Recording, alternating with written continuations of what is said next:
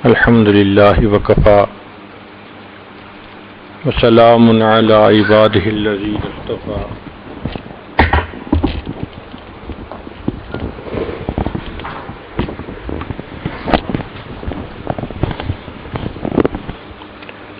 اما بعد، اعوذ باللہ من الشیطان الرجیم. بسم اللہ الرحمن الرحیم. ومن اصدق من اللہ قیلا. وقال اللہ تعالی فی مقام آخر الا ان وعد اللہ حق. سبحان ربک رب العزۃ عما یصفون وسلام علی المرسلین والحمد للہ رب العالمین. اللہم صلی علی سیدنا محمد وعلی آل سیدنا محمد وبارک وسلم.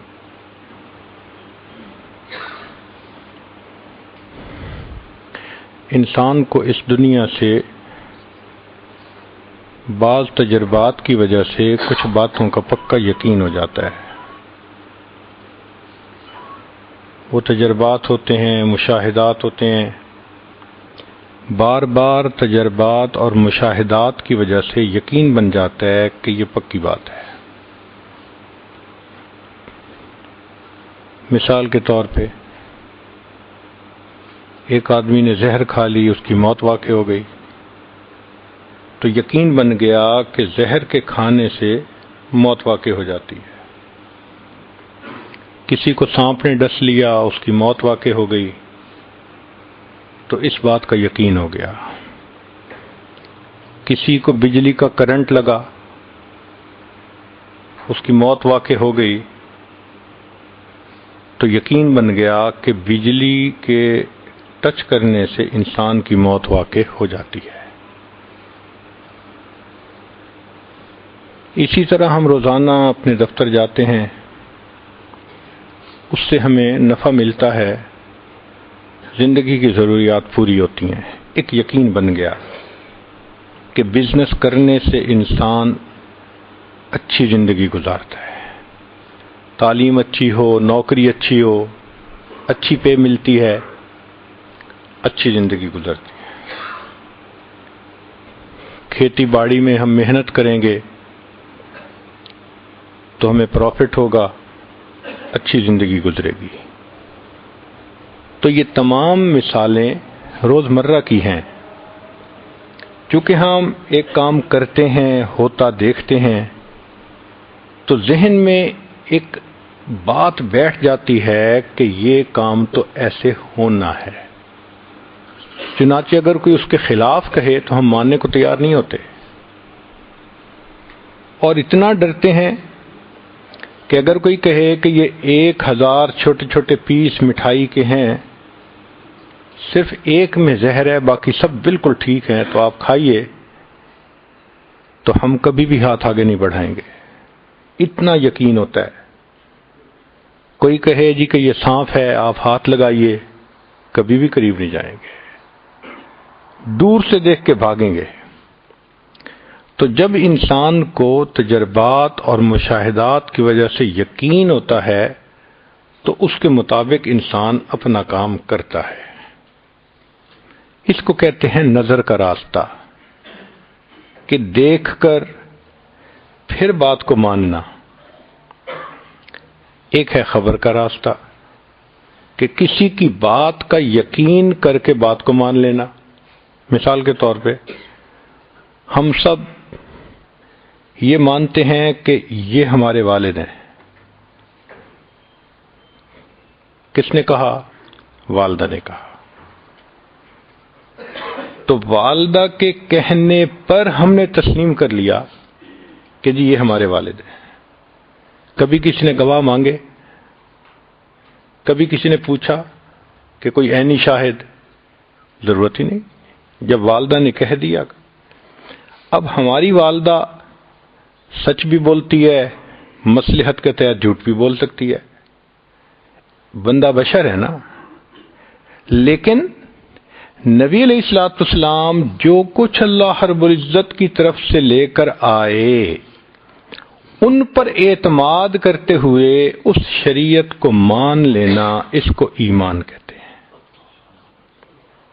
وہ تو صادق الامین تھے۔ تو ایک ہے نظر کا راستہ، ایک ہے خبر کا راستہ، کہ نبی علیہ السلام نے فرما دیا ہم مانتے ہیں جنت ہے، جہنم ہے، ہم مانتے ہیں کہ خدا موجود ہے، اس نے اتنی کتابوں کو اتارا، انبیاء کو بھیجا، ہم ہر چیز کو مانتے ہیں۔ تو یہ خبر کا راستہ ہے کہ جس سے ہم بات کو مانتے ہیں۔ چنانچہ جو بندہ شریعت کو تسلیم کرتا ہے، نبی علیہ السلام کی بات کی سچائی اس کے دل میں اتر گئی ہے، اس کو بھی اسی طرح پکا یقین ہوتا ہے کہ حدیث پاک میں یہ آ گیا، اب ایسا ہو کے رہنا ہے۔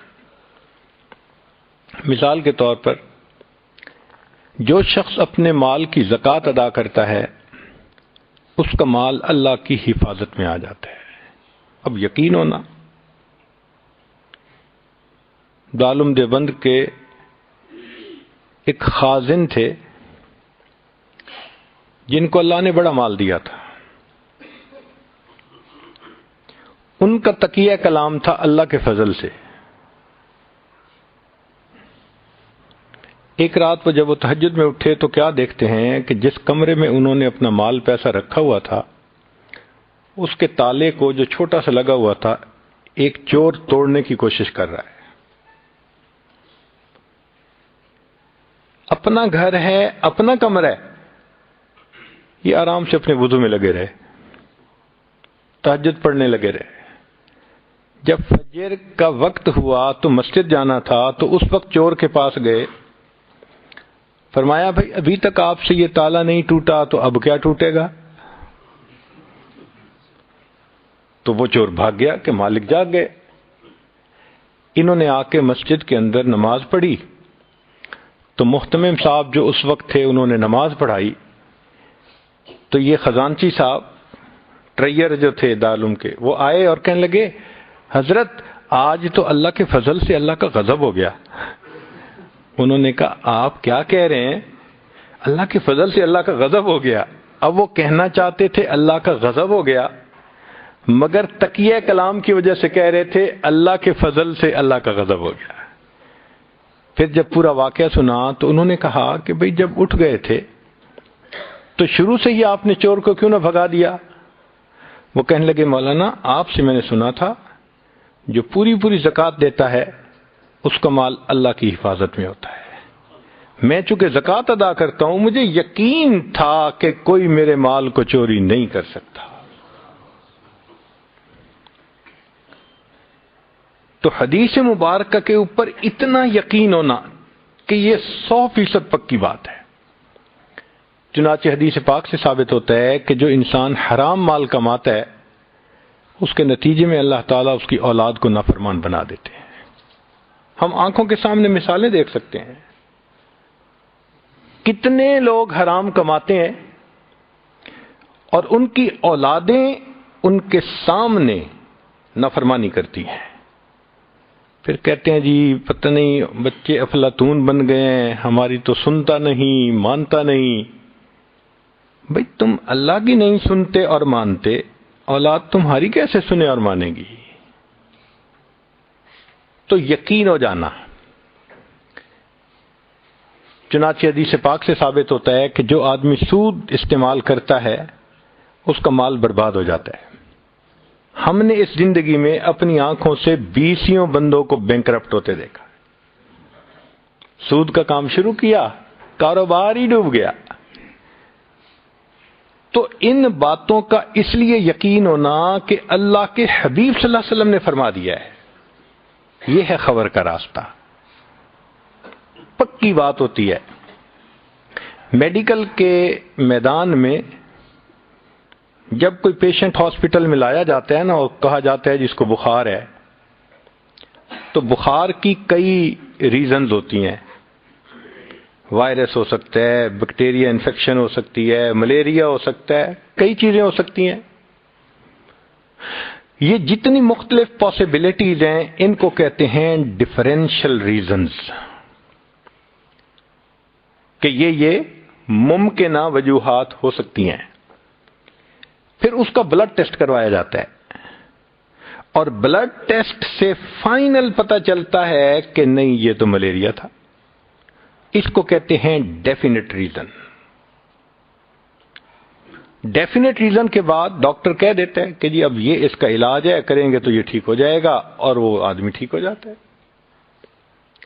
بالکل اسی طرح ہم نظر سے جو دیکھ رہے ہوتے ہیں وہ ڈفرینشیل ریزنز ہوتی ہیں، لیکن جو نبی علیہ الصلوۃ والسلام نے بتلا دیا وہ ڈیفینیٹ ریزن ہوتی ہے، پکی بات ہوتی ہے۔ مسلمان ہونے کے ناطے اس کے اوپر ہمارا پکا بھروسہ ہونا چاہیے، یقین ہونا چاہیے۔ چنانچہ اللہ رب العزت نے قرآن مجید میں 2 انبیاء کے واقعات بیان فرمائے۔ ان کا مقصد کوئی کہانی سنانا نہیں تھا کہ جیسے ہم بچے کو سلانے کے لیے کوئی فرضی کہانی سنا دیتے ہیں، بلکہ ان کا مقصد سبق دینا تھا۔ ایک کہانی سنائی سیدنا موسیٰ علیہ السلام کی کہ اللہ رب العزت نے ان سے پوچھا وما تلک بیمینک یا موسیٰ، اے موسیٰ علیہ السلام آپ کے دائیں ہاتھ میں کیا ہے؟ قال ہی عصائی، عرض کیا اے اللہ یہ میرا عصا ہے، اتوکأ علیہا وافش بہا علی غنمی ولی فیہا مآرب اخری، ٹیک لگاتا ہوں، بکریاں چراتا ہوں، بڑے میرے اس میں فائدے ہیں۔ فرمایا القھا یا موسیٰ، اتنے فائدے جو گنوا رہے ہیں اس عصا کے تو ذرا زمین پہ ڈالیے۔ جب زمین پہ ڈالا فإذا ہی حیۃ تسعی، دوڑنے والا پائتھن اژدہا بن گیا۔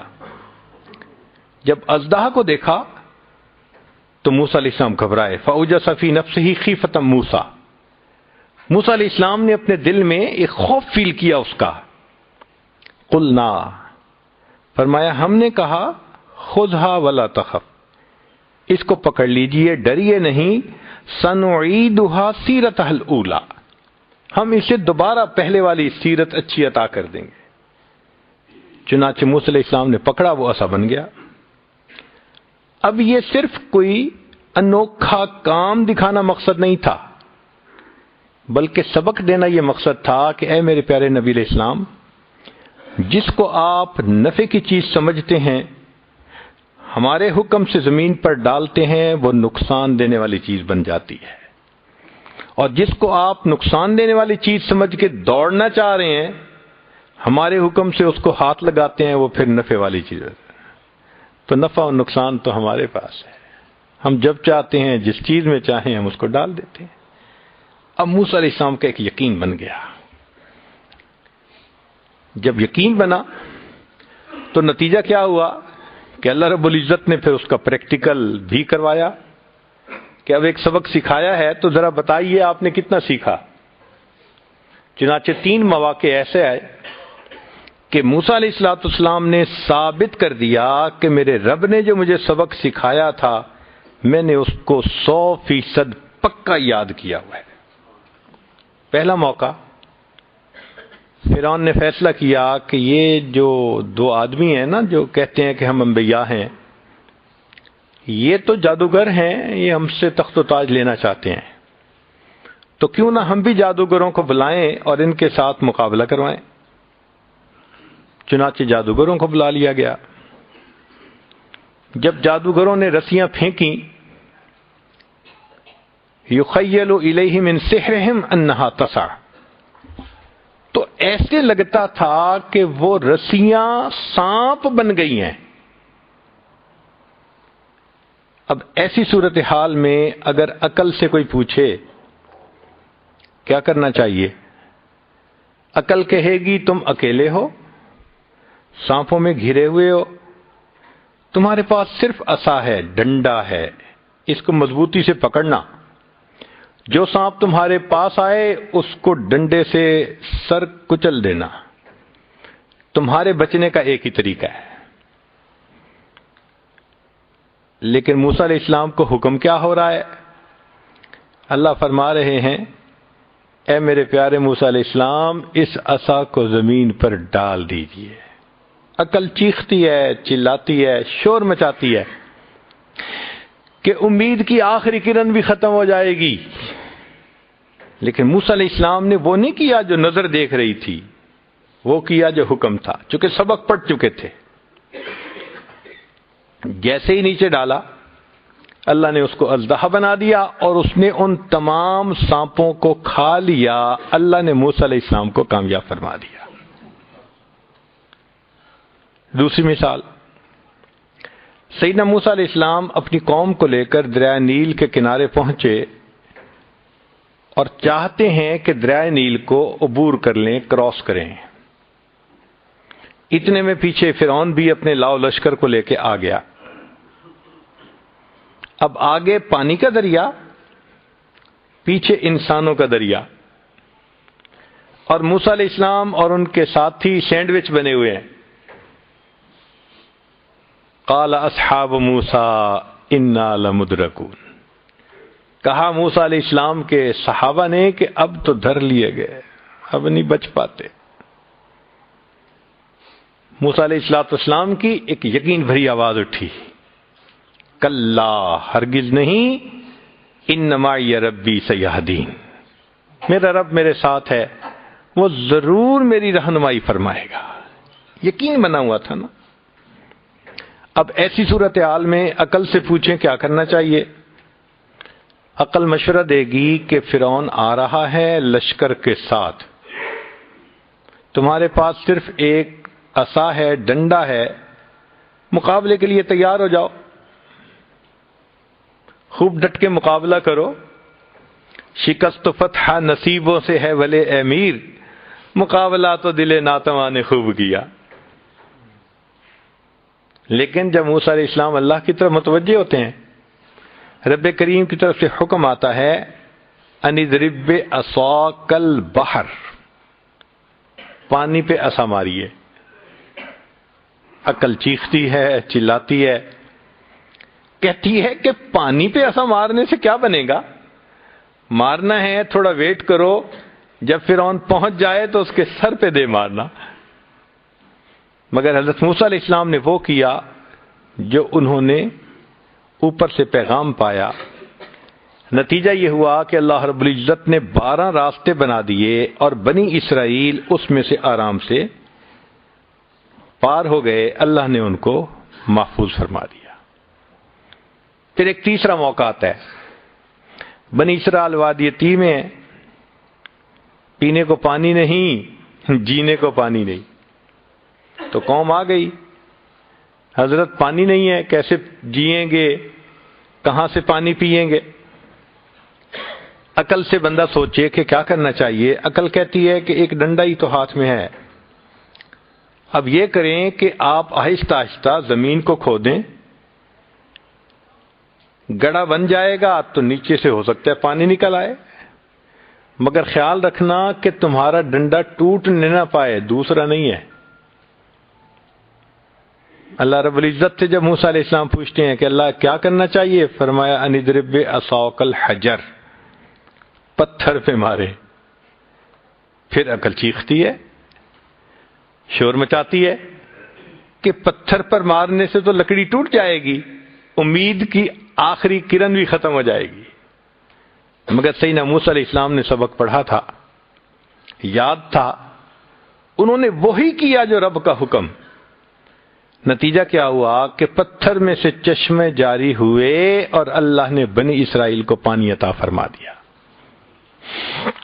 تو موسیٰ علیہ السلام کا واقعہ بتا کر پھر آگے جو اللہ نے 3 مثالیں دیں تو ان کا مقصد یہ تھا کہ جو ہماری ذات پر یقین کرتا ہے، دیکھو ہم کس طرح قدم قدم پہ اس کو کامیاب فرماتے ہیں۔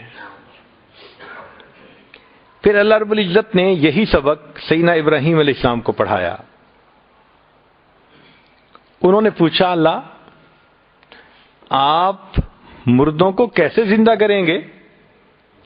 فرمایا اولم تؤمن، کیا آپ ایمان نہیں رکھتے؟ قال بلا، اللہ 100% ایمان ہے، ولکن لیطمئن قلبی، دل کی تسلی کے لیے بات کر دی ہے۔ فرمایا اچھا تم اتنے اتنے پرندے لو اور ان کے گوشت کو قیمہ بنا دو، آپس میں مکس کرو اور وہ مختلف پہاڑوں کی چوٹیوں پہ رکھ کے آؤ، پھر ان کو اپنی طرف بلاؤ، یاتینک سعیا، دوڑتے ہوئے تمہارے پاس آئیں گے۔ ابراہیم علیہ السلام نے آنکھوں سے دیکھا کہ وہ پرندے زندہ ہوئے اور آئے، ایک یقین بن گیا۔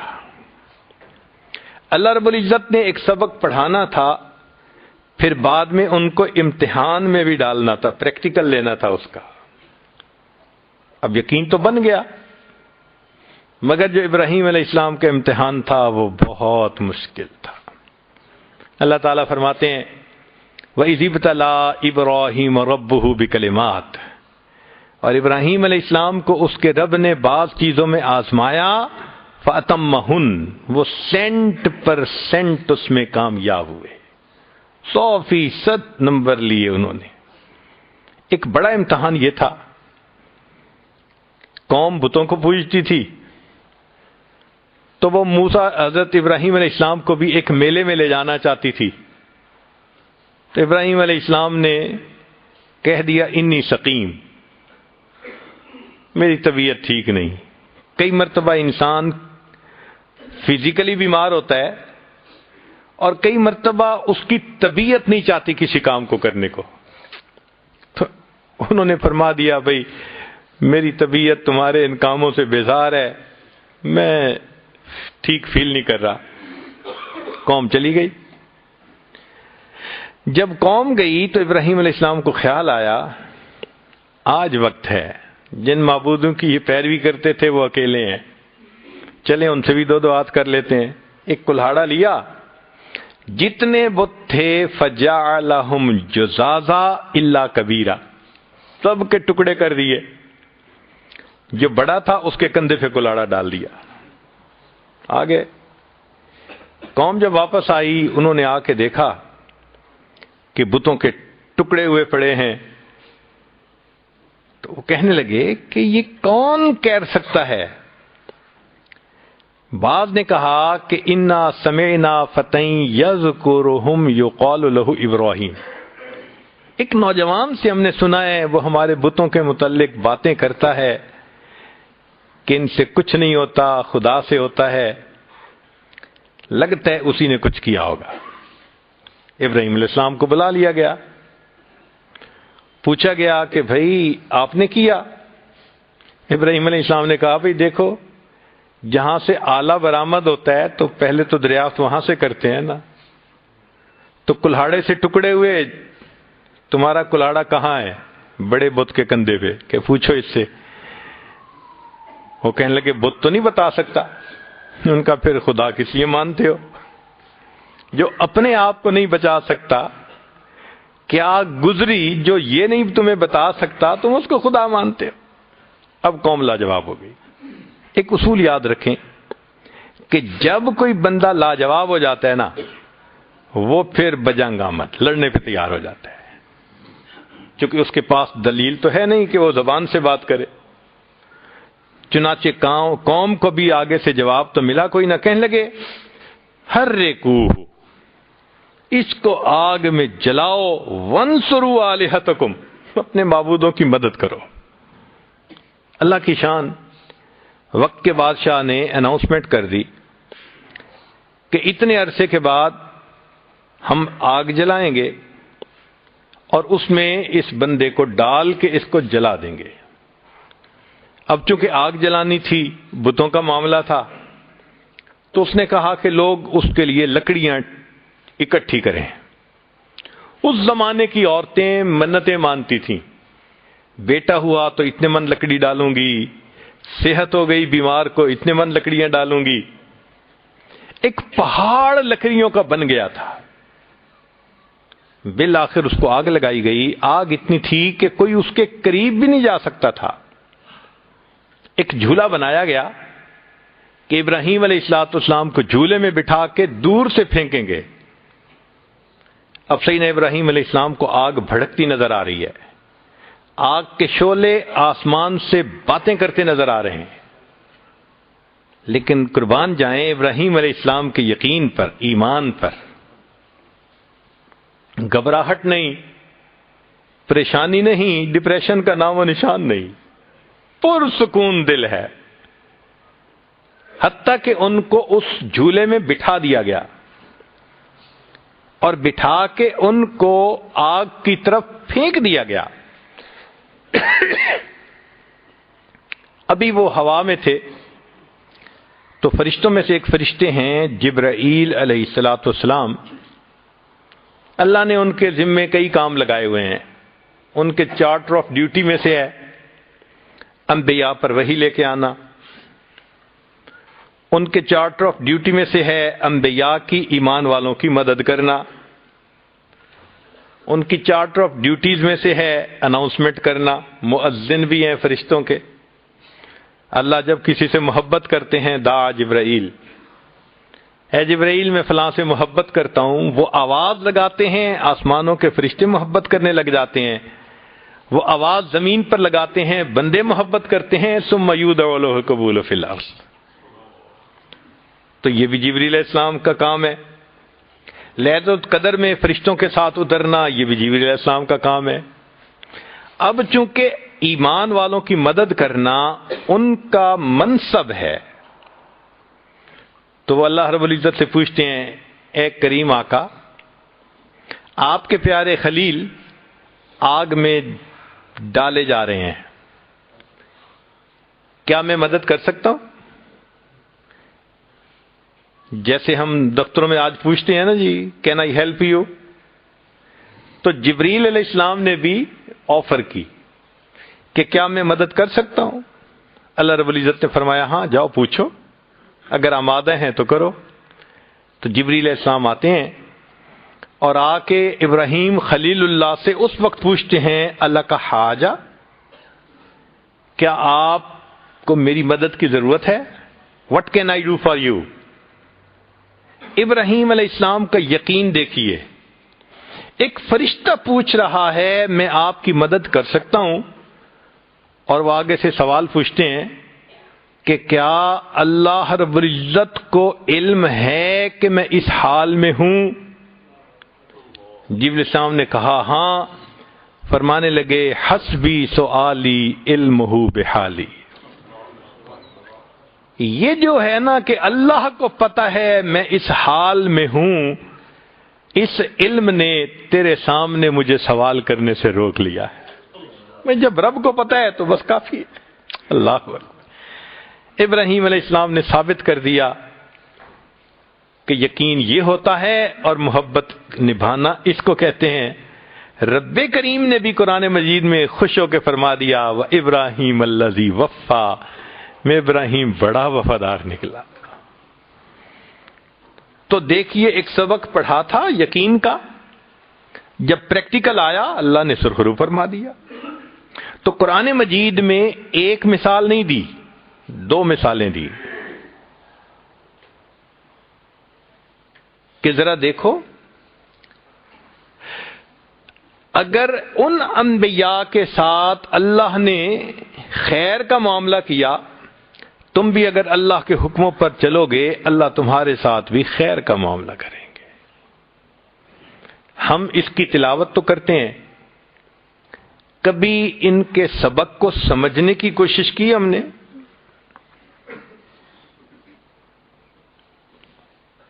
چنانچہ قرآن مجید میں اللہ رب العزت نے عجیب، قرآن مجید کا ذرا ایک نقطہ سنیے کہ جو شخص اللہ پہ یقین کرتا ہے، جو سبب ذلت کا ہوتا ہے اللہ اسی کو عزت کا سبب بناتے ہیں، جو سبب ناکامی کا ہوتا ہے اللہ اسی کو کامیابی کا سبب بناتے ہیں، اسی کو سبب بناتے ہیں. اب اس کی مثالیں قرآن عظیم الشان میں سے دیکھیے کہ حضرت موسیٰ علیہ السلام کی والدہ اپنے بیٹے کو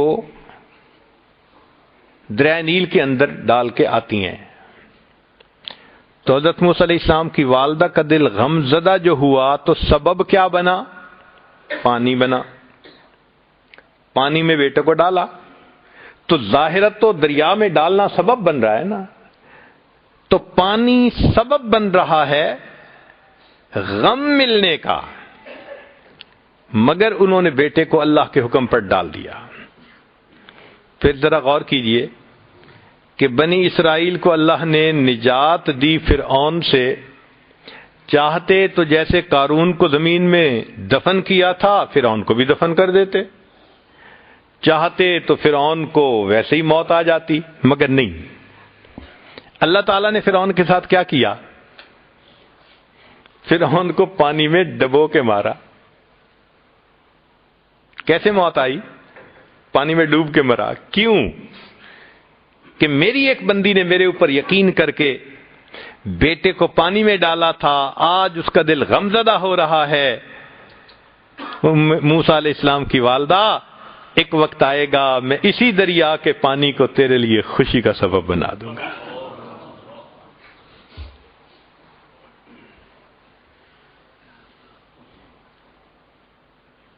اور دیکھیے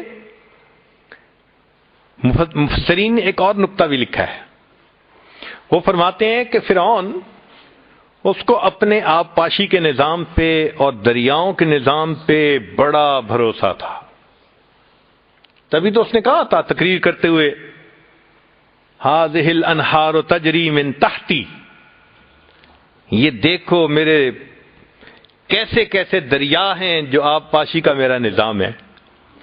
تو اس کے دل میں یہ یقین تھا کہ ان آبپاشی کے نظام سے جو آمدنی ہوتی ہے، عزت ملتی ہے، اللہ نے اس کو ذلت دی تو سبب کیا بنایا؟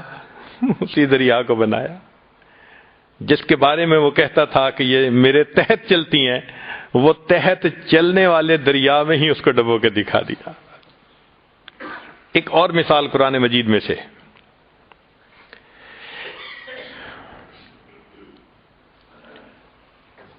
جب یوسف علیہ السلام کے بھائیوں نے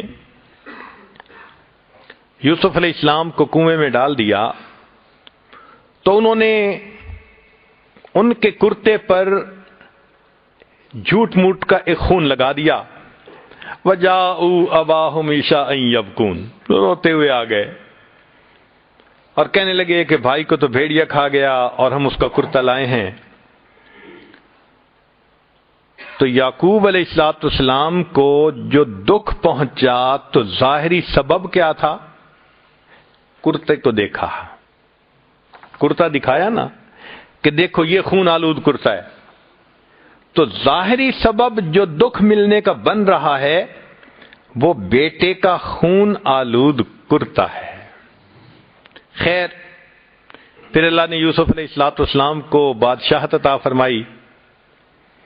پھر ایک وقت آیا کہ بھائیوں نے معافی مانگی، یوسف علیہ السلام نے معاف کر دیا، تو بھائیوں نے بتایا کہ آپ کے والد صاحب ابیضت عیناہ من الحزن، ان کی تو آنکھیں سفید ہو گئی، بینائی چلی گئی۔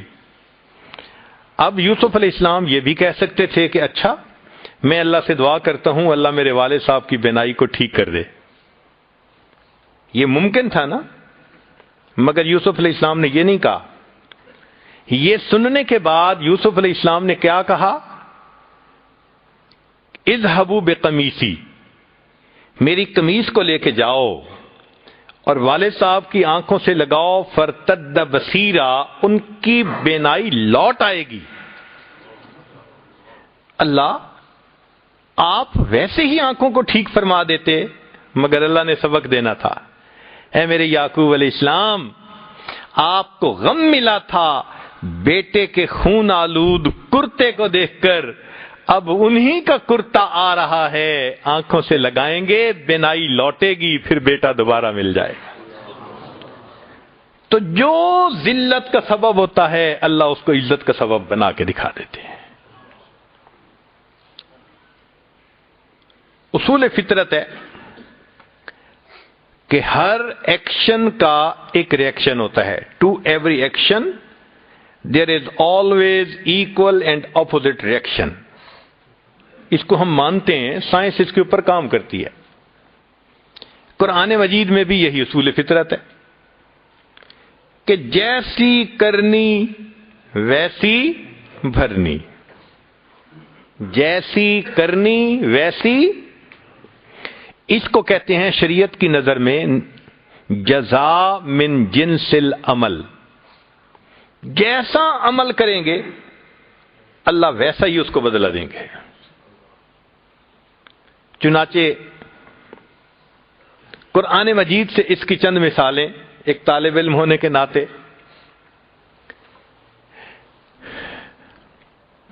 اللہ رب العزت نے قوم یہود پر حکم فرمایا تھا کہ تم یوم السبت، ہفتے کے دن مچھلیاں نہیں پکڑ سکتے۔ وہ کیا کرتے تھے کہ ہفتے کے دن مچھلیاں بہت آتی تھیں سطح پہ، تو وہ ان کو حوض بنا کے ان کو ٹریپ کر لیتے تھے اور پھر باقی دنوں میں ان کو پکڑ لیتے تھے۔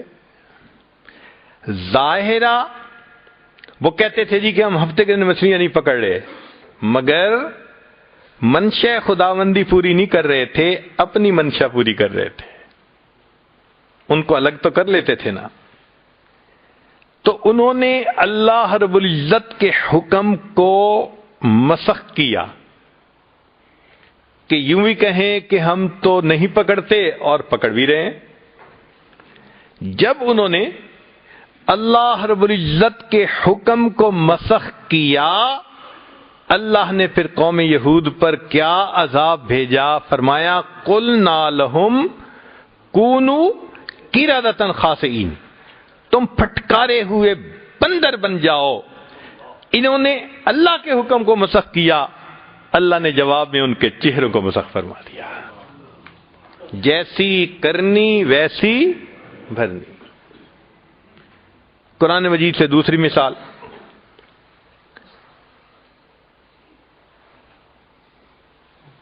ایمان والے جب جائیں گے تو اللہ نے ان کے لیے جنت میں بہت لذت کی چیزیں بنائی ہوں گی، مگر قرآن مجید کی آیت بتلاتی ہے فَلَا تَعْلَمُ نَفْسٌ مَّا أُخْفِيَ لَهُم مِّن قُرَّةِ أَعْيُنٍ، کوئی جی نہیں جانتا کہ ان لوگوں کی آنکھوں کی ٹھنڈک کے لیے اللہ نے کیا تیار کر رکھا ہے۔ ایک طالب علم سوچتا ہے کہ اللہ جنت میں جب آپ نے اتنی چیزیں بنائیں تو آپ کہتے ان کے دل کے سکون کے لیے کیا بنایا، ان کے مزے کے لیے ہم نے کیا بنایا، مگر رب کریم کا فرمان کیا ہے، ان کی آنکھوں کی ٹھنڈک کے لیے کیا بنایا۔ تو مفسرین نے نقطہ لکھا کہ اس کلام کو فرمانے کا مقصد یہ تھا کہ یہ تہجد گزار لوگ تھے جن کے بارے میں کہا گیا کہ تتجافا جنوبہم عن المضاجع یدعون ربہم خوفا وطمعا ومما رزقناہم ینفقون۔ اب یہ جو تہجد میں روز اٹھتے ہیں نا، تو فجر کے وقت ان کی آنکھیں نیند سے بوجھل ہوتی ہیں، آنکھیں نیند کو ترس رہی ہوتی ہیں، کیونکہ ان تہجد گزاروں کی تہجد پڑھنے سے آنکھیں بوجھل ہوتی تھیں، آنکھیں نیند کو ترستی تھیں۔ رب کریم نے اجر دیتے ہوئے فرمایا ہم نے جنت میں ان کے لیے وہ تیار کر رکھا ہے جو ان کی آنکھوں کی ٹھنڈک بنے گا۔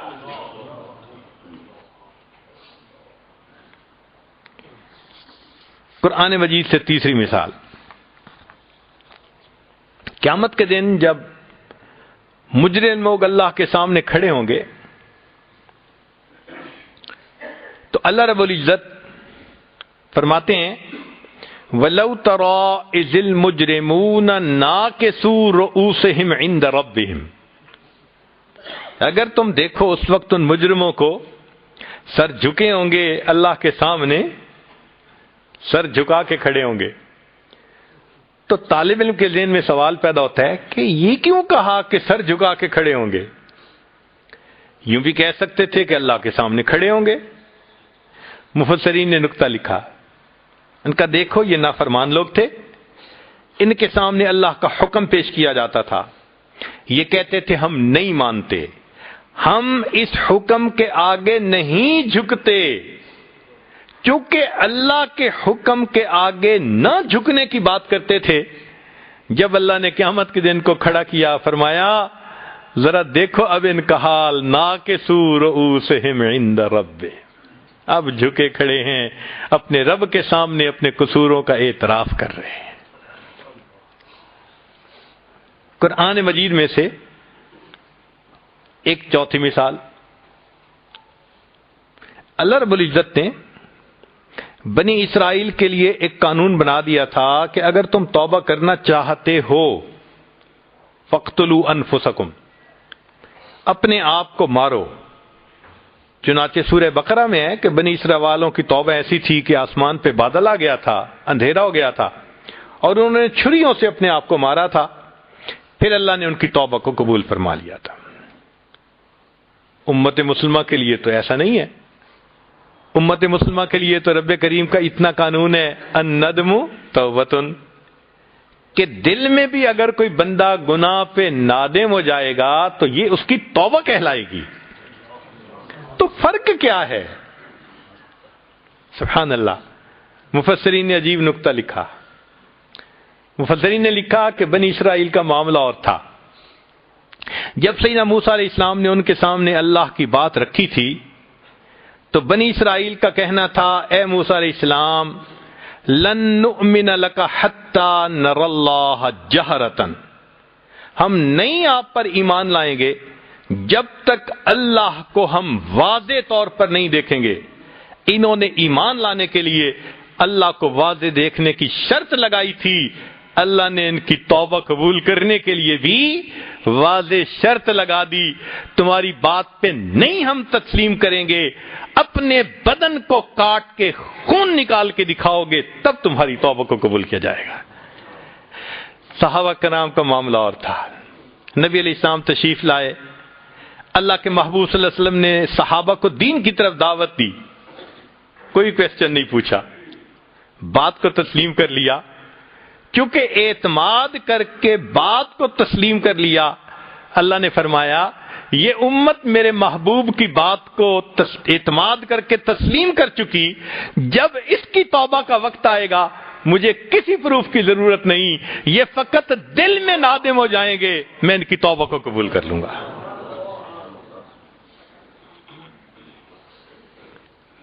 قرآن مجید سے ایک اور مثال، مختلف قوموں پہ مختلف عذاب آئے، کسی کی شکل بدلی گئی، کسی کو ایک چیخ آئی، سب مر گئے، کسی پر بجلی کڑکی، کسی کو زمین میں دھسایا گیا، کسی کو پانی میں ڈبویا گیا۔ ایک قوم ہے، قوم لوط، جس کو کہتے ہیں لوط علیہ السلام کی قوم، ان کے اوپر ذرا انوکھا سا عذاب آیا کہ ان کو اللہ رب العزت نے جبریل علیہ السلام کو بھیجا اور زمین کے ٹکڑے کو کاٹ کر آسمانوں تک لے گئے اور وہاں سے جا کے زمین اس کو الٹ دیا۔ بھئی یہ معمول سے ہٹ کے عذاب، کیا حکمت ہے اس میں؟ مفسرین نے لکھا، بات سمجھ میں آتی ہے۔ اس قوم کے اندر بیماری کیا تھی کہ یہ لواطت کے مرتکب ہوتے تھے۔ اللہ رب العزت نے مرد کو فاعل بنایا، یہ اس کو مفعول بناتے تھے، تو اللہ کی ترتیب کو الٹتے تھے۔ جب انہوں نے اللہ کی ترتیب کو الٹا، اللہ فرماتے ہیں فجعل عالیہا سافلہ، ہم نے بھی ترتیب کو الٹ دیا، جو ان کے اوپر کا حصہ تھا نیچے کر دیا، نیچے کے حصے کو ہم نے اوپر کر دیا۔ سبحان اللہ، کیا عظیم کلام ہے اللہ رب العزت کا۔ ایک اور مثال، قوم عاد نے اپنی طاقت کے نشے میں آ کر کہا تھا من اشد منا قوہ، ہماری جیسا کون ہے طاقت والا، اور واقعی تھے بھی بڑے طاقت والے۔ وَتَنْحِتُونَ مِنَ الْجِبَالِ بُيُوتًا، پہاڑوں کو کھود کے گھر بناتے تھے، ایسے لہیم و شہیم تھے. تو ان کو بڑا مان تھا اپنی طاقت پہ، اور اللہ تعالیٰ تصدیق بھی کرتے ہیں لم یخلق مثلھا فی البلاد، کہ ایسی قوم طاقت والی شہروں میں نہیں پیدا ہوئی. پھر تو جب بندے کو طاقت کا نشہ ہوتا ہے نا، وہ سمجھتا ہے کہ بس اب کوئی میرا کچھ نہیں بگاڑ سکتا. خیر اللہ نے ان کے اوپر ہوا بھیجی، فارسلنا علیہم ریحا صرصرا، اور وہ ہوا ایسی تھی کہ مومن کو تو محسوس ہوتا تھا بڑی مزے کی ہوا ہے، ذرا گریبان بھی کھول دو کہ اچھی ہوا لگے، اور کافر کے لیے وہ اتنی تیز تھی کہ پٹخ پٹخ کے زمین پہ ان کو مارتی تھی، حتیٰ کہ ان کی لاشیں زمین پر ایسے بکھری پڑے تھی کہ انہم اعجاز نخل خاویہ، جیسے کھجوروں کے تنے زمین پہ پڑے ہوتے ہیں. اب ان کو اس طرح کا عذاب دیا ہوا کا. مفسرین نے لکھا جی ان کو طاقت پہ ناز تھا، یہ سمجھتے تھے ہمارے قدم بہت جمے ہوئے ہیں. اللہ نے فرمایا اچھا میں تمہیں دکھاتا ہوں تمہارے قدم کتنے جمے، ہوا کو بھیجوں گا، قدم اکھڑیں گے، پٹک کے زمین پہ مارے گی اور تمہاری موت واقع ہو جائے گی. جیسا ان کا عمل ویسے ان کو جزا. قرآن مجید سے ایک اور مثال، زلیخا نے بند کمروں میں یوسف علیہ السلام پہ الزام لگایا، چنانچہ اللہ رب العزت نے یوسف علیہ السلام کی براءت بار بار دلوائی. کمرے بند تھے نا، ایک کمرہ اس سے نکلے، پھر دوسرا کمرہ اس سے نکلے، پھر تیسرا کمرہ، تو باہر آ گئے. تو اللہ رب العزت نے بھی ویسا ہی معاملہ کیا کہ یوسف علیہ السلام کی جو براءت تھی، جو صداقت تھی، اس کی بھی ایک نہیں گواہی دلوائی، کئی گواہیاں دلوائیں. سب سے پہلے گواہی تو بچے نے دی کہ بھئی قمیص کو دیکھو، پیچھے سے پھٹی ہے تو عورت کا قصور، آگے سے پھٹی ہے تو مرد کا قصور. قمیص کو دیکھا تو پیچھے سے پھٹی تھی، چنانچہ بچے کی گواہی سے پتہ چل گیا کہ عورت کا قصور تھا، یوسف علیہ السلام سچے تھے، سچائی واضح ہو گئی. مگر رب کریم نے صرف یہیں تک نہیں، پھر دوبارہ اس کے خاوند سے گواہی دلوائی، اور خاوند نے اپنی بیوی کو کہا کہ انک کنت من الخاطئین، کہ میں جو یہ سارا معاملہ دیکھ رہا ہوں نا، تو میری فائنڈنگ یہ ہے کہ قصور تیرا ہی ہے. بری ہونے کی دوسری گواہی، اور پھر اسی صورت میں بری ہونے کی تیسری گواہی اللہ نے خود زلیخا کی زبان سے دلوائی.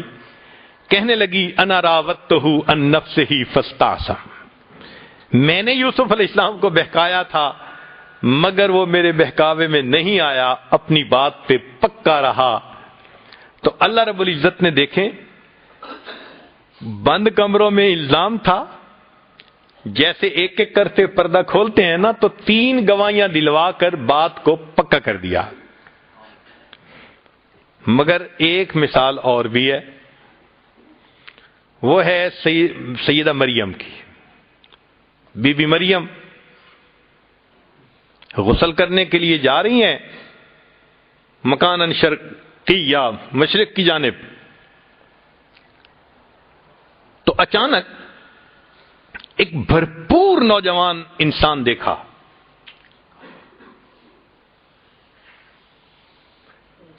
اللہ تعالیٰ فرماتے ہیں کہ ہم نے ان کو بھیجا بشرن سویہ، بھرپور مرد کی شکل میں. اب بی بی مریم کوئی آج کے دور کی بگڑی ہوئی بیگم تو تھی نہیں کہ خلوت میں کسی مرد کو دیکھ کے مسکراہٹ دے.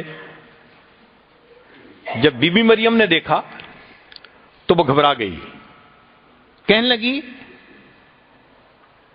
کہ میں اللہ کی پناہ مانگتی ہوں، انی اعوذ بالرحمن منک ان کنت تقیہ، میں رحمان کی پناہ مانگتی ہوں۔ اب جب جبریل علیہ السلام نے دیکھا کہ یہ تو گھبرا گئی، تو جبریل علیہ السلام نے تسلی دی کہ انما انا رسول ربک، میں رب کا بھیجا ہوا نمائندہ ہوں، لِأَهَبَ لَكِ غُلَامًا زَكِيًّا، کہ آپ کو ایک نیک بیٹا ملے۔ بی بی مریم پہلے سے زیادہ گھبرا گئی۔ پہلے تو مرد کو دیکھا تھا نا، اور اب تو وہ مرد کہہ رہا ہے کہ تمہارا بیٹا ہوگا۔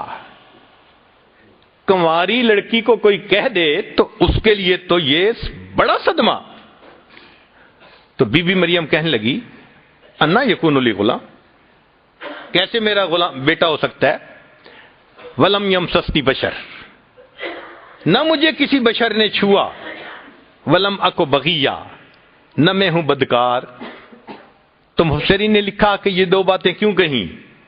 بی بی مریم جانتی تھی بیٹے ہونے کے دو طریقے ہوتے ہیں، یا تو نکاح ہوتا ہے یا پھر زنا ہوتا ہے۔ تو دو باتوں کا رد کیا، ولم یمسسنی بشر، نہ تو ہے میرا نکاح، ولم اکو بغیہ، نہ کیا میں نے زنا، میرا بیٹا کیسے ہو سکتا ہے؟ تو جبریل علیہ السلام نے پھر بتایا کہ جی آپ کو بیٹا پروردگار نے دینا ہے، کسی زلفوں والی سرکار نے نہیں دینا، کیوں گھبراتی ہو؟ چنانچہ بی بی مریم حاملہ محسوس ہونے لگی۔ اوہ، یہ بی بی مریم کے لیے ایک اذیت کا معاملہ تھا۔ جس بچی نے اعتکاف کی حالت میں زندگی گزاری ہو، جوانی کی عمر تک عبادت کرتے کرتے پہنچی ہو، پوری کمیونٹی کو پتہ ہے، آج اگر وہ اپنے آپ کو حاملہ محسوس کر رہی ہے تو اس کے دل کی کیا کیفیت ہوگی؟ چنانچہ ہارے ہوئے جرنیل کی طرح بی بی مریم ایک طرف ہٹ کے بیٹھ گئیں اور کہنے لگیں یا لیتنی مت قبل ھذا وکنت نسیا منسیا، اے کاش اس واقعے کے ہونے سے پہلے میں مر گئی ہوتی، میں کوئی بھولی بسری چیز ہوتی۔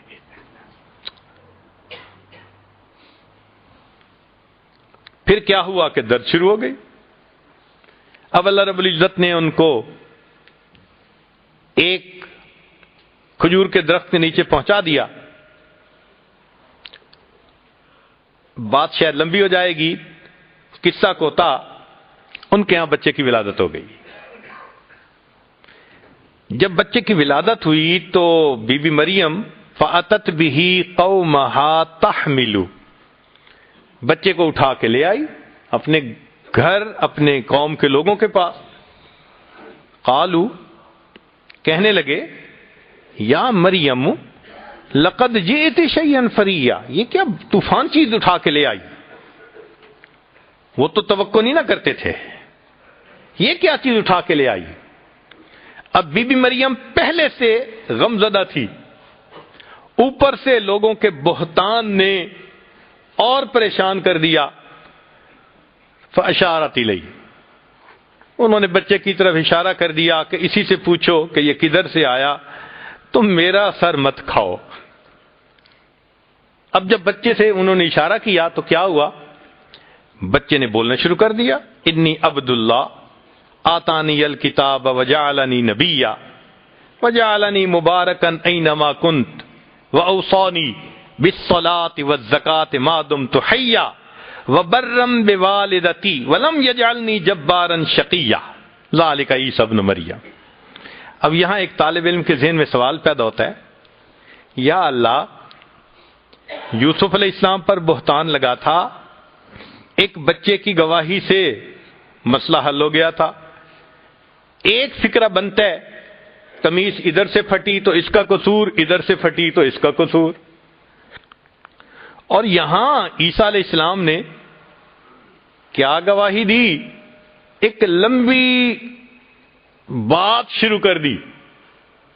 تو یہ گواہی کا انداز بدل کیوں گیا؟ محدثین نے نکتہ لکھا، وہ فرماتے ہیں دیکھو یوسف علیہ السلام پر ایک عورت، ایک فرد نے الزام لگایا تھا، فرد کے اس الزام کو رد کرنے کے لیے اللہ نے ایک گواہ کو پیش کر دیا تھا، بچے کو. اور یہاں بی بی مریم کا معاملہ اور تھا، یہاں قوم تھی، ایک مجمع تھا، سارا مجمع کہہ رہا تھا لقد جئت شیئا فریا. مجمع کے لیے پھر صرف ایک فکرہ کافی نہیں تھا، اب مجمع کے لیے تقریر کی ضرورت تھی. چنانچہ عیسیٰ علیہ السلام نے اس مجمع کے سامنے پھر بیان شروع فرما دیا. گواہی کا انداز دیکھو کیسا ہے.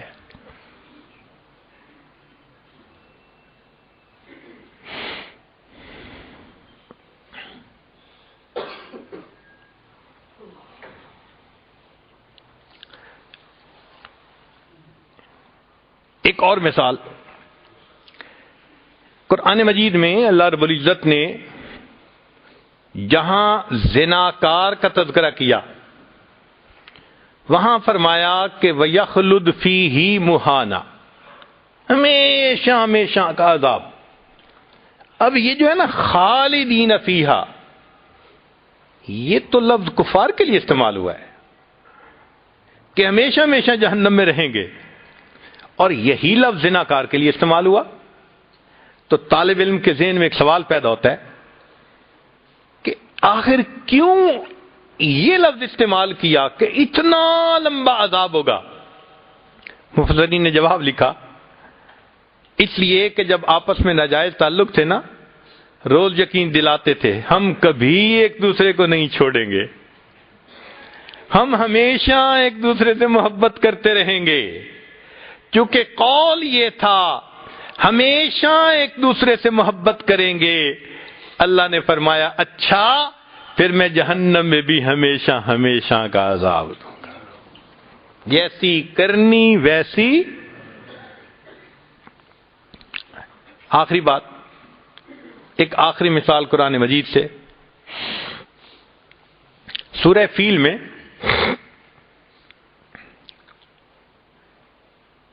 تفصیل ہے کہ جب ابرہا اپنے ہاتھیوں کے لشکر کو لے کر آیا بیت اللہ شریف کو گرانے کے لیے، اس کی چاہت یہ تھی کہ یہ بیت اللہ مرکز بن رہا ہے، اس کو میں مٹا دوں اور اس کی بجائے یمن سائڈ پر جہاں سے وہ آیا تھا وہاں ایک الگ مرکز بناؤں. تو وہ بیت اللہ کو گرانے کے لیے ہاتھیوں کا لشکر لے کے آیا. اللہ رب العزت نے چھوٹے چھوٹے پرندوں کو بھیجا جن کو ابابیل کہتے ہیں، اور ان کے ذریعے سے ان کو کھائے ہوئے بھوسے کی طرح بنا دیا. یہ واقعہ سورہ فیل کے اندر ہم پڑھتے ہیں. یہاں طالب علم کے ذہن میں ایک سوال پیدا ہوتا ہے کہ ادھر ہاتھیوں کا لشکر اور ادھر پرندے چھوٹے چھوٹے، معاملہ کیا؟ مفسرین نے اس کا عمومی جواب بھی دیا، تحقیقی جواب بھی دیا. عمومی جواب تو یہ دیا کہ جانوروں میں سے عام طور پر ہاتھی سب سے زیادہ مضبوط جانور سمجھا جاتا ہے. یعنی کئی مرتبہ جنگل میں دو دو تین تین شیر مل کر حملہ کرتے ہیں تو ہاتھی کو نیچے زمین پہ نہیں گرا پاتے، کئی گھنٹوں کی کوشش کے باوجود. یہ اتنا سٹیبل جانور ہوتا ہے. تو ہاتھیوں میں سے، تو جانوروں میں سے یہ سب سے بھاری بھرکم مضبوط جانور تھا جو ابرہا لے کے آیا تھا بیت اللہ کو گرانے کے لیے. اللہ نے فرمایا اچھا پھر جانداروں میں یہ جو پرندہ ہوتا ہے نا، یہ نازک سی جان ہوتی ہے، تم سب سے قوی کو لے کے آئے ہو، میں تمہارے مقابلے میں سب سے کمزور ننھی سی جان چڑیا کو بھیجتا ہوں اور دیکھو تمہارے ہاتھیوں کی کیا گت بناتا ہوں. سمجھ میں آتا ہے؟ لیکن ایک تحقیقی جواب ہے، وہ اس سے بھی زیادہ اچھا. وہ تحقیقی جواب یہ تھا کہ مفسرین نے لکھا کہ اصل میں ابرہا چلا تھا اس چیز کو مٹانے کے لیے جس کو اللہ نے عزت دی، اور اس کو عزت دلانے کے لیے جس کی کوئی عزت اللہ کے ہاں نہیں تھی، تو وہ ترتیب خداوندی کو الٹنے چلا تھا۔ جس کی حیثیت نہیں اس کو معزز بنا دے، جو عزت والا ہے اس کو نیچے لے آئے۔ تو اللہ کی بنائی ہوئی ترتیب کو بدلنے چلا تھا۔ اللہ تعالیٰ چاہتے تو ہاتھیوں کو زمین میں دھسا دیتے، ہاتھیوں میں کوئی بیماری پیدا کر دیتے، کوئی بھی طریقہ اختیار کر سکتے تھے، مگر نہیں، شریعت کے اندر جزا من جنس العمل۔ اللہ رب العزت نے فرمایا اچھا تم میری بنائی ہوئی ترتیب کو الٹنے کے لیے چلے ہو، اب رہا آج میں بھی اپنی ترتیب کو بدل دیتا ہوں۔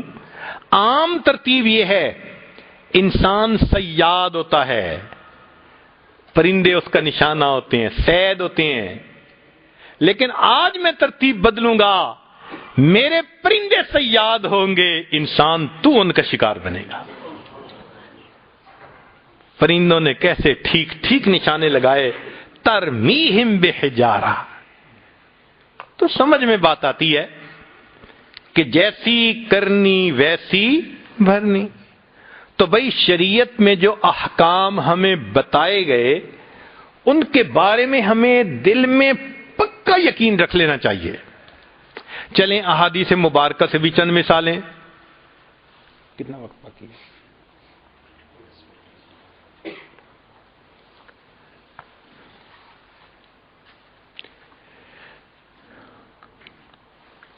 احادیث مبارکہ سے بھی چند مثالیں ملتی ہیں۔ حدیث پاک میں ہے جس قوم میں زنا کی کثرت ہوگی اس میں بیماریوں کی کثرت۔ اب ذرا غور کیجئے گا، زنا میں جسمانی لذت تھی، جیسی کرنی ویسی، اور بیماری میں جسمانی اذیت ہوتی ہے، تو اصول وہی نظر آیا۔ ناپ تول میں جو قوم کمی کرے گی اللہ ظالم بادشاہ کو مسلط کر دیں گے۔ ناپ تول کی کمی میں اونچ نیچ ہوتی ہے، اور جب بادشاہ ظالم ہوتا ہے تو بھی حقوق کے اندر اونچ نیچ ہوتی ہے۔ جو زکوٰۃ نہیں دے گا اللہ اس کو بارش کو روک دیں گے۔ کیوں؟ زکوٰۃ نہ دی، غربا متاثر ہوئے، اللہ نے بارش کو روک دی، امراء متاثر ہوئے، نہ فصل ہوئی نہ باغ کا پھل ہوا۔ فرمایا وعدہ خلافی کرو گے تو ہم قوموں کو تمہارے اوپر مسلط کر دیں گے۔ کیوں؟ وعدہ خلافی بے وفائی ہوتی ہے۔ فرمایا تم میرے ساتھ بے وفائی کرو گے ہم تمہیں بے یار و مددگار کر دیں گے، دشمن کو تمہارے اوپر مسلط کر دیں گے۔ جو قوم حکم خدا کو توڑے گی ان میں خون ارزاں ہو جائے گا۔ کیوں؟ انہوں نے حکم خدا کو بے قیمت سمجھ کے توڑا، اللہ نے انسانوں کے جانوں کی قیمت ہی ختم کر دی، مولی گاجر کی طرح کترے جاتے ہیں۔ تاریخ سے مثالیں ملتی ہیں۔ حضرت زید لانو نے اپنے والد کو چھوڑا تھا، صحابہ میں سے یہی صحابی تھے جن کو زید بن محمد کہلایا گیا۔ تو دیکھو کیسی جزا ملی، باپ کو چھوڑا، محبوب صلی اللہ علیہ وسلم کا نام اللہ نے والد کے نام پہ دیا۔ سلمان فارسی لانو نے وطن کو چھوڑا تھا، خاندان کو چھوڑا تھا، نبی علیہ السلام نے فرمایا السلمان منا اہل البیت، اہل بیت کو چھوڑا تھا، اہل بیت میں شامل ہو گئے۔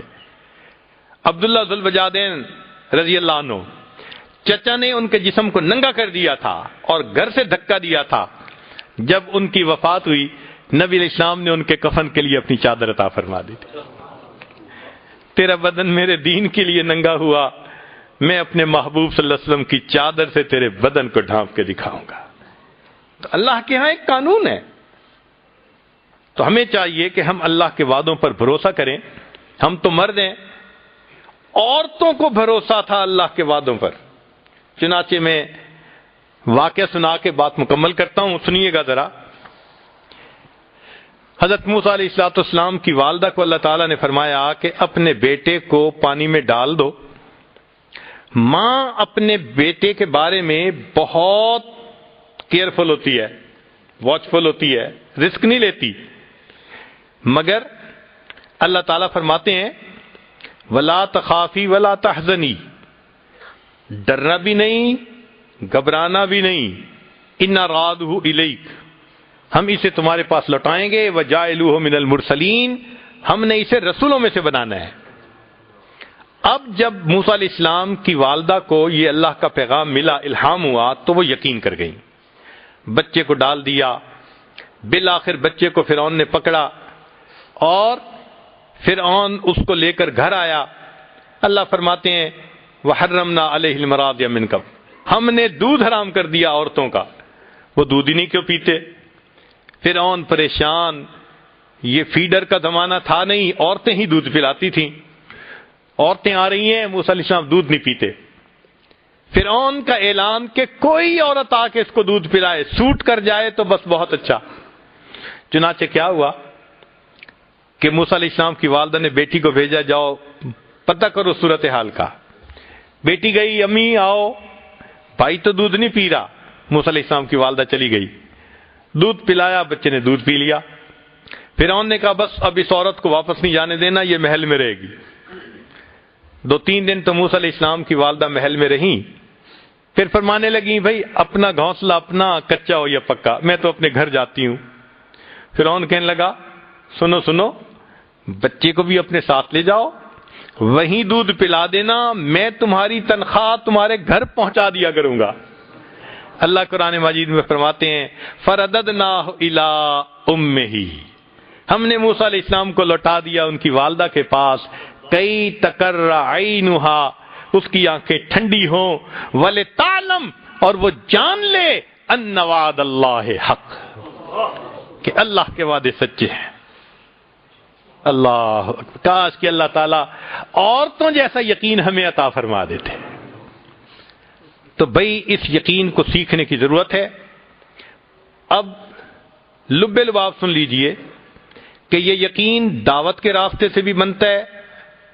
حضرت مولانا الیاس رحمۃ اللہ علیہ کو اللہ رب العزت نے آج کے دور میں جیسے دعوت کا کام کھولا، پوری دنیا میں آواز لگ رہی ہے اور واقعی یقین بن رہا ہے۔ یہ یقین کاملین علماء کی صحبت میں بھی بیٹھ کے بنتا ہے۔ کیسے؟ حضرت مولانا قاسم نانوتوی رحمۃ اللہ علیہ کا یقین دیکھیں کہ انہوں نے اصول ہشتگانہ بنائے۔ اصول ہشتگانہ کیا تھے کہ دارالعلوم کی مستقل معاونت کے لیے کوئی بھی چیز قبول نہیں کی جائے گی۔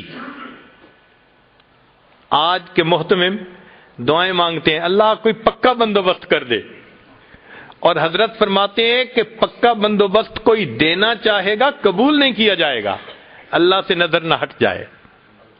اور تیسرا بنتا ہے اللہ والوں کی صحبت میں بیٹھ کے۔ ہمارے مشائخ نے اللہ پہ یقین پایا۔ رابعہ بصریہ کے پاس مہمان، دروازہ رات کو کھٹکھٹایا گیا، کون؟ جی کھانا لے کے آیا ہے۔ فرمانے لگی کہ کتنی روٹیاں؟ خادمہ نے کہا 9 روٹیاں۔ اس کو چلا جائے، یہ ہمارا کھانا نہیں۔ پھر آدھے گھنٹے بعد کون کھانا لایا ہے؟ کتنی روٹیاں؟ 9 روٹیاں۔ اس کو چلا جائے، یہ ہمارا کھانا نہیں۔ پھر تیسری مرتبہ، اب رات بھی دیر ہو گئی تھی، مہمانوں کو بھوک بھی تھی، تو خادمہ نے کہا آپ ہر دفعہ کھانا واپس کر دیتی ہیں، تیسری مرتبہ کوئی بندہ آ رہا ہے تو لے لیں کھانا۔ کہنے لگی جاؤ پہلے روٹیاں گنو۔ کتنی روٹیاں؟ جی 9 روٹیاں۔ کہنے لگے ہماری نہیں ہے، یہ کھانا نہیں ہے ہمارا۔ اس نے کہا کیوں نہیں ہے ہمارا؟ کہنے لگی کہ صبح میرے پاس 1 روٹی تھی، سائل آیا تھا، میں نے روٹی اللہ کے راستے میں دے دی تھی۔ میرے رب کا وعدہ ہے من جاء بالحسنۃ فلہ عشر امثالھا، جو 1 نیکی لائے گا میں 10 اس کو جو ہے نا وہ دوں گا۔ میں نے 1 روٹی دی تھی، مجھے اس کے بدلے 10 ملنی چاہیے، یہ 9 ہیں۔ جب انہوں نے یہ کہا خادمہ نے ہاتھ جوڑ دیے، کہنے لگے 10 ہی ہیں، 1 میں نے اپنے لیے رکھ لی تھی۔ عورت ہو کے اللہ کے وعدوں پہ ایسا بھروسہ تھا۔ اللہ تعالی ہمیں بھی اپنے وعدوں پہ بھروسہ عطا فرمائے تاکہ بقیہ زندگی ہم یقین کامل کے ساتھ زندگی گزاریں۔ بتوں سے تجھ کو امیدیں، خدا سے نہ امیدی۔ بتوں سے تجھ کو امیدیں، خدا سے نہ امیدی، مجھے بتا تو صحیح اور کافری کیا ہے۔ اللہ رب العزت ہمیں یقین کامل عطا فرمائے۔ وآخر دعوانا ان الحمد للہ رب العالمین۔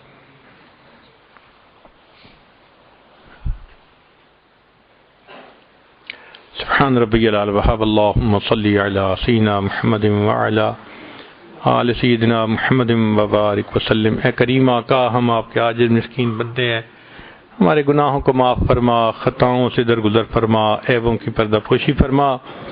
میرے مولا، ہم ڈھل مل یقین کی زندگیاں گزارتے پھر رہے ہیں، تذبذب کی زندگی ہے۔ اللہ ہمیں اپنے وعدوں پہ کامل بھروسہ عطا فرما۔ اے کریم آقا، ایمان میں مضبوطی عطا فرما۔ اے اللہ، ہمیں معصیت کی ذلت سے محفوظ فرما، ہمیں طاعات کی عزت عطا فرما۔ کریم آقا، ہم پر رحمت کی نظر فرما۔ اے اللہ، اس مجمع کے اٹھنے سے پہلے سب کے گناہوں کو معاف فرما۔ اے اللہ، سب کو اپنے مقبول بندوں میں شامل فرما۔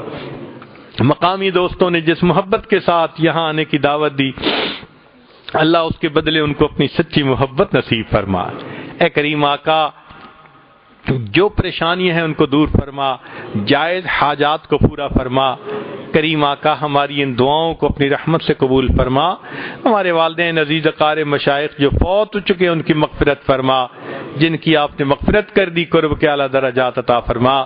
ربنا تقبل منا انک انت السمیع العلیم تب علینا انک انت التواب الرحیم۔